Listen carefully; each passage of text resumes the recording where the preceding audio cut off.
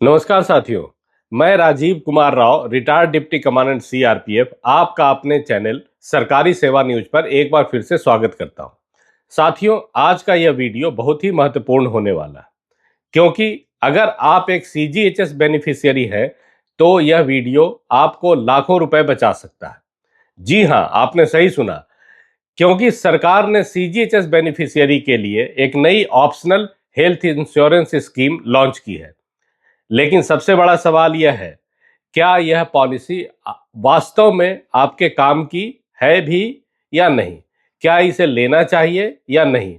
क्या यह सिर्फ एक इंश्योरेंस प्रोडक्ट है या फिर सीजीएचएस कार्ड होल्डर्स के लिए एक गेम चेंजर साबित होने वाला? और सबसे अहम बात, क्या सीजीएचएस कार्ड होने के बावजूद भी आपको बड़े प्राइवेट हॉस्पिटल बिल अपने जेब से भरने पड़ सकते हैं? अगर हाँ, तो फिर यह नई पॉलिसी कितनी जरूरी है?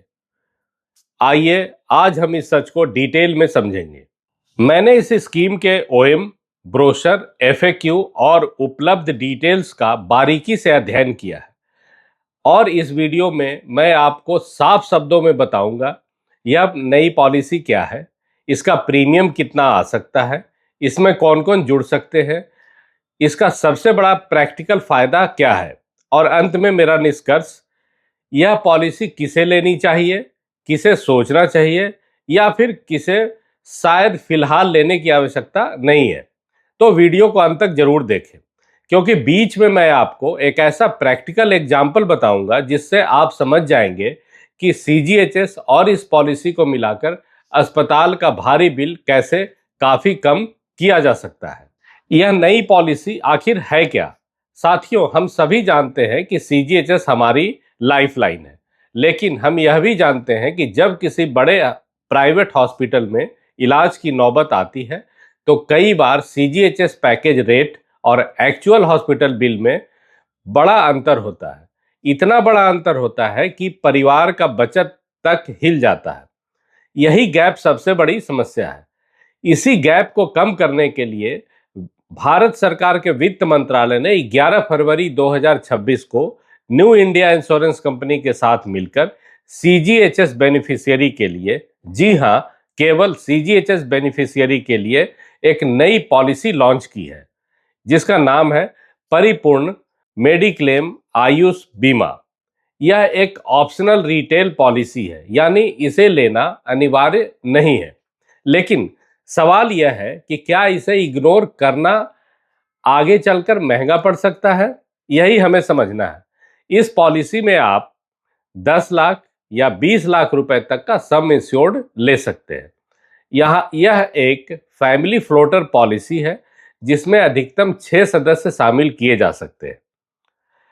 अब यहाँ एक बहुत ही इंपॉर्टेंट पॉइंट है जो शायद कई लोग मिस कर देंगे।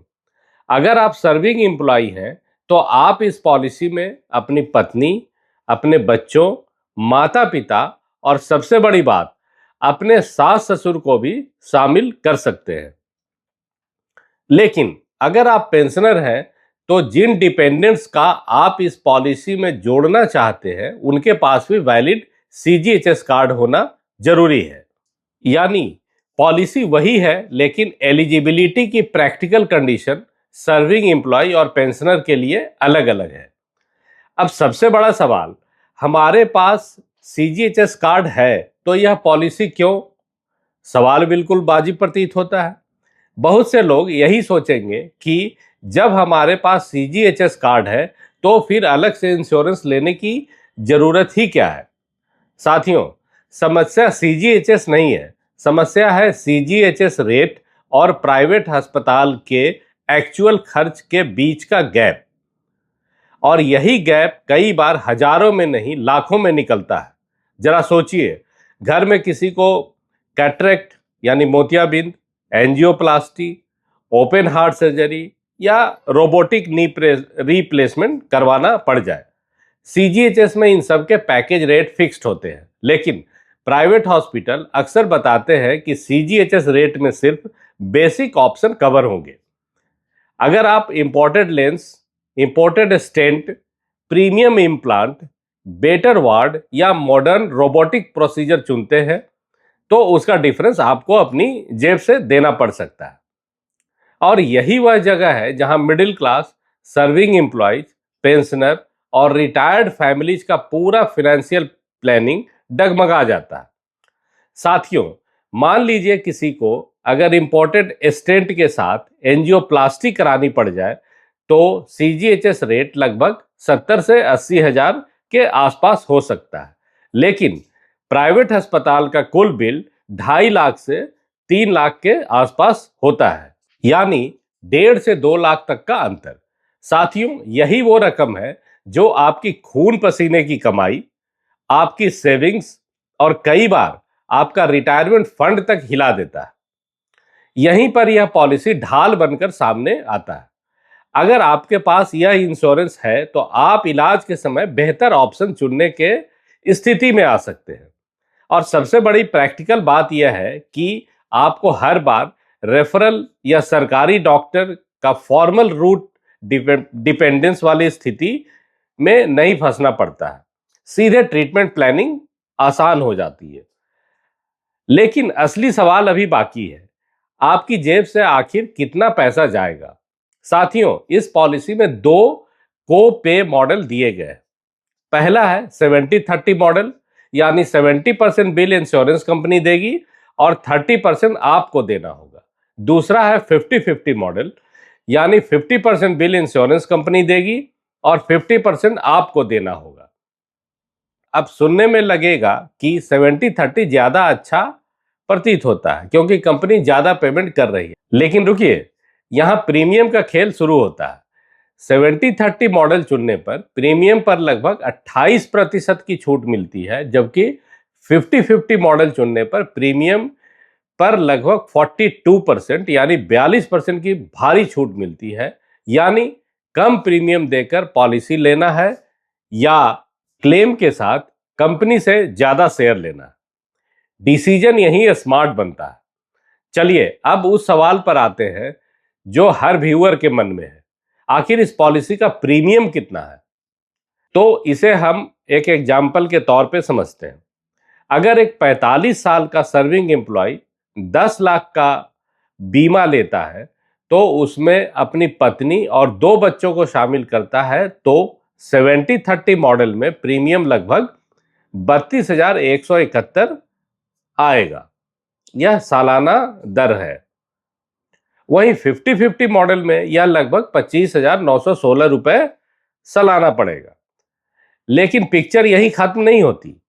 अगर वही व्यक्ति अपने 81 साल के पिता और 75 साल की माता की भी पॉलिसी जोड़ता है तो रिस्क बढ़ने के कारण प्रीमियम भी काफी ऊपर चला जाता है। ऐसी स्थिति में 70-30 मॉडल में कुल प्रीमियम लगभग 1,22,000 तक पहुंच सकता है, जबकि 50-50 मॉडल में यह 98,500 के आसपास हो सकता है। दोस्तों, मैं मानता हूं कि 1,22,000 का प्रीमियम सुनकर कई लोगों को यह भारी लगेगा और लगना भी चाहिए।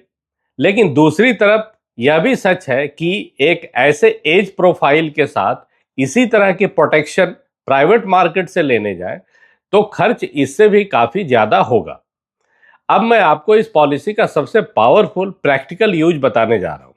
यही वो पॉइंट है जो शायद सबसे ज्यादा लोग मिस करेंगे।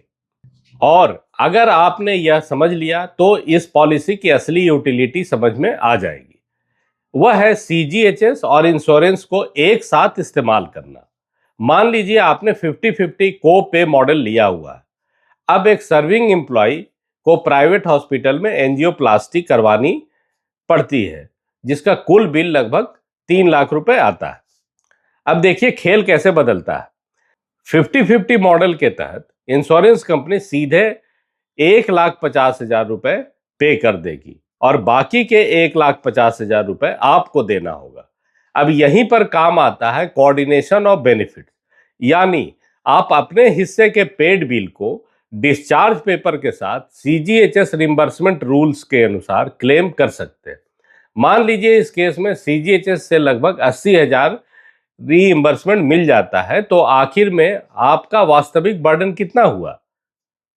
3 लाख का टोटल बिल था, 1,50,000 इंश्योरेंस कंपनी ने दे दिया, बाकी का 1,50,000 आपने दिया, उसमें से 80,000 रुपए सीजीएचएस से रीइंबर्स हो गए, यानी आपका नेट आउट ऑफ पॉकेट खर्च केवल 70,000 रुपए हुआ। साथियों, यही इस पॉलिसी का असली प्रैक्टिकल पावर है। जहां आप बिना प्लानिंग के लाखों का दबाव झेलते, वहीं सीजीएचएस और इस पॉलिसी का कॉम्बिनेशन आपके खर्च को ड्रामेटिक तरीके से कम कर देता है। अब सबसे जरूरी बात, मेरा निष्कर्ष क्या है? साथियों, मेरी राय में यह पॉलिसी खासकर उन सर्विंग एम्प्लॉइज के लिए गंभीरता से विचार करने के लायक है, विशेषकर उन लोगों के लिए जिन पर उनके माता पिता, सास ससुर या परिवार के बुजुर्गों की इलाज की जिम्मेदारी है। अगर आपका कंसर्न यह है कि भविष्य में किसी बड़े private hospital bill, imported implant, premium procedures या रोबोटिक सर्जरी के समय फाइनेंशियल प्रेशर न आए, तो यह पॉलिसी आपके लिए यूजफुल शील्ड बन सकती है। लेकिन अगर आपकी फैमिली रिलेटिवली यंग है, मेडिकल रिस्क कम है और आप प्योरली सीजीएचएस पैकेज स्ट्रक्चर के भीतर कंफर्टेबल है, तो डिसीजन अलग हो सकता है। इसलिए इस पॉलिसी को बिना समझे लेना भी सही नहीं है और बिना समझे रिजेक्ट कर देना भी सही नहीं है। सही फैसला वही है जो आपकी family profile, age mix, medical risk और एफोर्डेबिलिटी को ध्यान में रखकर लिया जाए। उम्मीद है आज का यह विश्लेषण आपके बहुत काम आएगा। अगर आपका यह वीडियो उपयोगी लगा हो तो इसे अपने साथियों, परिवार, पेंशनर्स, सर्विंग एम्प्लॉयज और डिपार्टमेंटल व्हाट्सएप ग्रुप में जरूर शेयर करें। कमेंट बॉक्स में जरूर बताइए आपके हिसाब से यह पॉलिसी लेनी चाहिए या नहीं। चैनल को सब्सक्राइब करना न भूलें। मैं राजीव कुमार राव आपसे विदा लेता हूं और एक नए टॉपिक के साथ फिर मिलेंगे। जय हिंद, जय भारत।